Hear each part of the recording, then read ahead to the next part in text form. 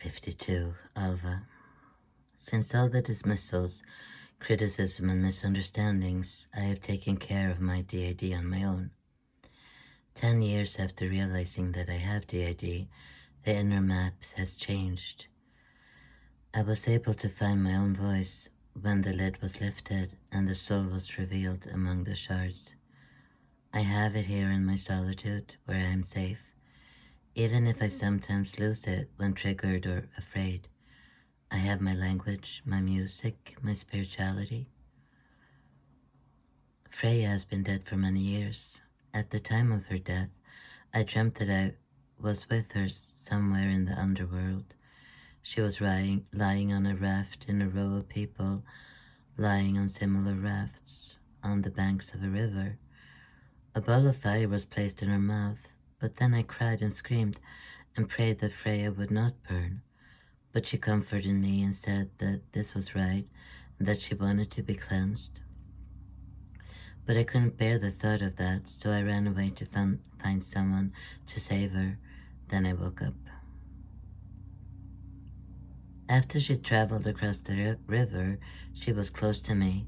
I felt her scent of freshly washed cotton when I came home to the apartment after being out. She was close as I approached my parts, got to know them, learned to understand and relate to them. I had a dream about anima vero. Anima vero, Latin for truth of life, as I call her, was a 10-year-old girl living in the 19th century somewhere in Europe. I got to meet her during a time when I was asking God why I had to go through everything I had been through.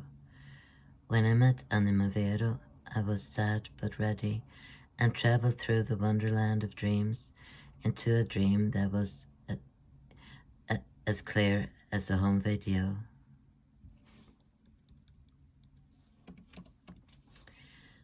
There was the girl dressed in a cotton dress and cardigan with long braids over her shoulders, and she was out in the kitchen joking with the housekeeper while they were feeding logs to the stove. Then I followed her on and joined her fearless, happy spirit. I followed her as she ran away from the house towards the village to meet someone, to learn something. Yet she was full of life. Anima Vero was ready for challenges. You are one and you are many.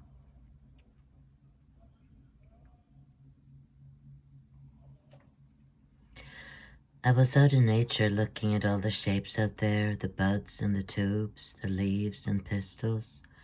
Why was I such a freak? Tears flowed, but the beauty of nature blossomed everywhere, and I felt alive and involved. The green drew me in, and I was moved by the cauldron of life. Everything we love about Earth, everything we love about each other. I was in the wrong body. The child I had been had also been in the wrong body. Now, at almost 40 years old, I had to do something about it. Together with my contact at ANOVA, the Gender Identity Clinic, I worked through these feelings. I had been living in my body as if it didn't really belong to me, but had to be used as a means for transportation. Now I had to face my gender dysphoria. My gender dysphoria meant that since puberty, I had felt like a boy, and that, in truth, I felt abused by my own body because it was coded female. While I was talking to my psychologist at the Nova, trying to find out why I felt this way, if there was anything I could do about it, my longing grew. It was so strong. But life had already been so difficult. Could I cope with another existential challenge? I tried to remember how I had experienced myself as a child, as well as to separate my original personality from the abuse and all the difficult feelings it had aroused. My favorite color had been blue. I had a spice pink. I did play with dolls, but only when they looked like children or babies. If they were Barbies, I had no interest. I was adventurous, jumped into the icy sea, and to show I was fearless, climbed trees, carved with a carving knife that I proudly wore on my belt, shot a bow and arrow, played tag with the boys at recess, and was drawn to them.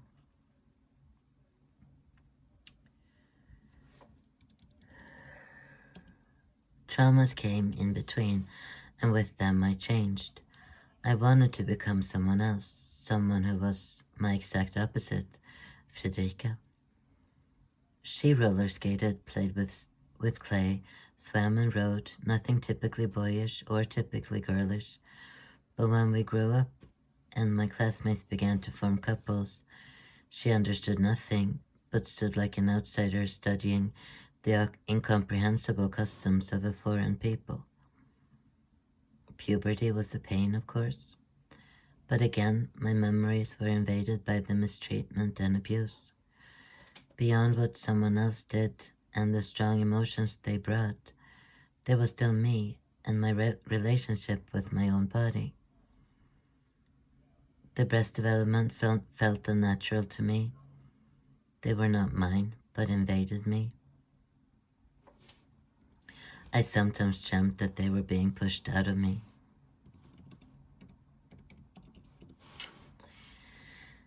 In the years of my youth, I had been such an exile that thoughts of the body, the future, and identity were at a distance.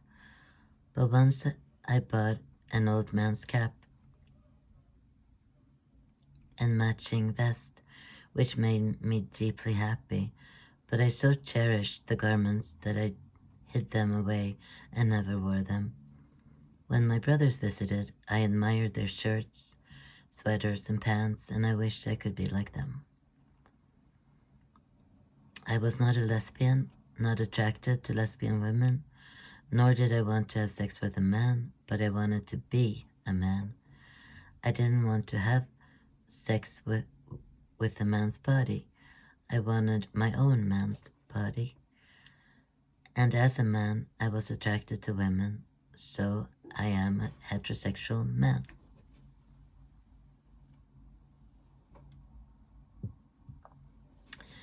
There are plenty of identical twins where both or one of them has changed gender.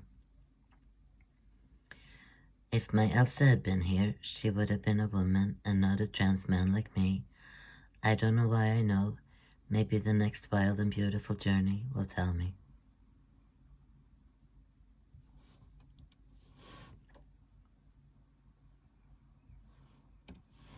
53. Bo. It is a quiet, frozen January morning. Esther is stroking my hair. We are sitting on the sofa in the downstairs living room, and outside the window we see the frozen residential street, the bare trees and frosty lawns. No one seems to be moving. The world seems to be standing still. The living room is dim. We are alone in the living room now, but we hear footsteps and voices from upstairs. We have lived here for 9 months, but the house doesn't feel like our house. Adina is depressed and does not want to get out of bed. Eva and Lisa are busy with the little children. We have just had another lesson from the ladies. Show that you are polite. It doesn't have to be with a lot of words. A nod is enough, but show that you have heard. We are learning a lot of strange things. Miriam has had a Christmas. The good ladies put Christmas music on the gramophone already in November. Then we decorated with tinsel and lights, angels, and elves, and we hung poinsettia in every window. The ladies baked in December gingerbread, caramel cookies, iced chocolate, and fruit cake.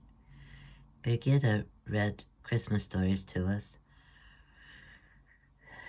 We curled up on the sofa and watched the Christmas calendar on TV, and we opened our advent calendars.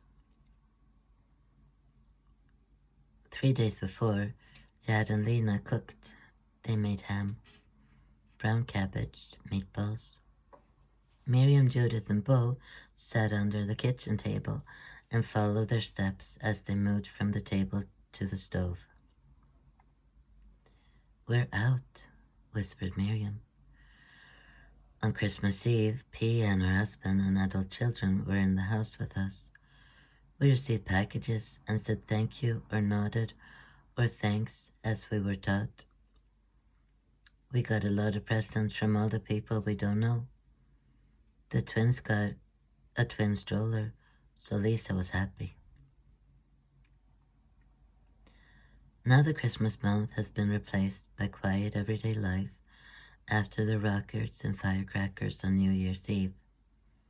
Dad managed to get us to the skating rink, but we froze on the stands and couldn't even try the ice with our new skates, and Miriam cried and Adina screamed. I am 11 years old, almost 12, and the angels are smiling down on our lives whether it is Christmas or not. Pia comes out into the living room and says, "Do you girls know who I've been talking to on the phone? Do you remember Athea Axelsson from Stockholm? She has called several times asking for you since she read about you in the newspapers. She says that you got to know each other up in Härjedalen, that she was at your cottage and that you were at her cottage," she says. "Anthea, yes," says Esther, nodding. "She has asked several times if she can come and visit, and now we set up a date for her to come next week. She said she had something important to tell you, but she wants you to do it in person and not on the phone." "Oh," says Esther.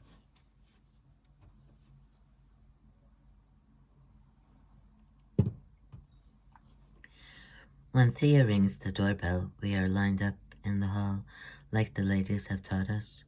Even Judith recognizes her when she walks in, her tousled hair, her patent blouse. And she remembers the food and the ice cream and the flowered blouses that warmed us and followed us like a comforting hand down to the basement. Don't forget, don't forget. That's what those floral garments told us for a long time. Judith forgets to close her mouth. We nod and say hello. Now Naomi is cautious and shy, while Miriam is stubborn. "Yes, you do recognize each other," says Pia. "Shall we go into the kitchen and have some coffee?" We sit down at our large kitchen table that occupies one half of the kitchen. There are cinnamon buns, sponge cake, coffee, tea, cream, milk. Look how nice," says Thea. We nod. Michael is in kindergarten. Since the new year started, Eva leaves him there every morning. Apart from Michael, we are all here, Mim on Eva's lap, and the twins fed and asleep in the buggy in the living room. They will never know what the basement is, and yet they belong to us and are clear as crystals to us, our treasures. "Oh, what lovely headbands you have," says Thea, referring to the four youngest's red headbands with bows. Judith nods. "They go with our matching plaid dresses with white collars." Thea looks from our dresses to Adina and then to Ada, Esther, Lisa, and Eva. She smiles, her eyes shine, and she winks. Pia serves coffee. Thea helps herself to a bun. "Did the trip go well?" "Yes, thank you, Pia. I'd like to go by train." "That's good to hear." Pia also has a bun. We eat. "Do you recognize the girls?" "Mm-hmm. Yes, I do," says Thea. She puts the half-eaten bun down on the plate and looks at Eva and Lisa. "I'm so glad you are safe." She continues, I was watching the news. I saw you and I was so sad. It's the girls, I thought. You know, we got to know each other that summer. I thought about you, about how you were doing sometimes since we parted, and then I saw your picture and read. We stare. And now you're sitting here. It makes you happy everywhere. Miriam laughs like a gasp. Then Thea tells Pia how we met and about the cottage by the lake. It sounds like a really nice place, says Pia. We went back there many times.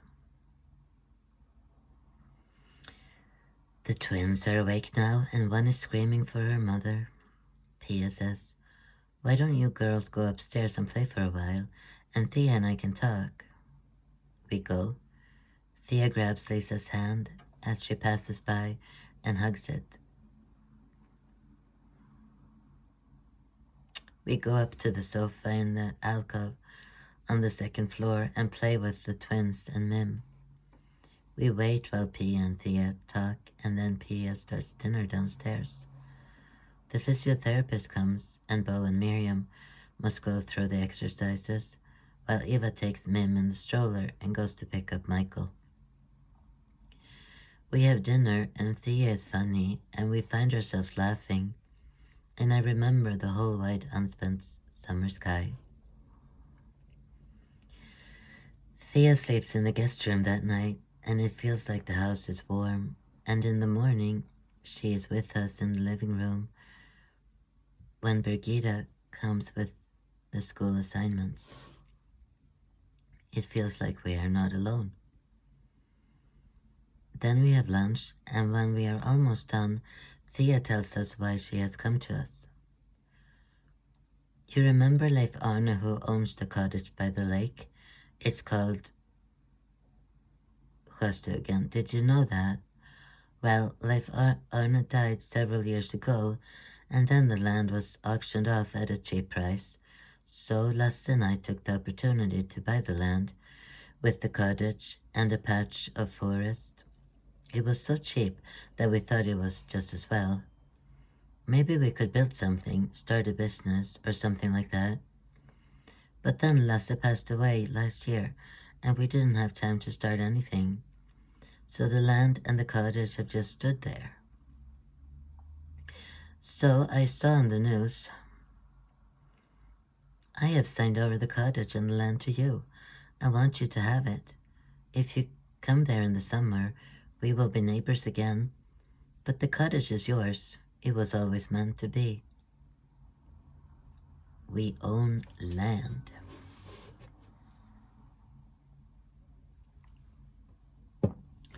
Chapter 52 and 53 comments. Here I tie things together a bit, orienting myself by my soul's compass, as it were. Things have calmed down, and one day something happens that means the parts might be able to start trusting someone again. There are mutual roles, focus, and tasks.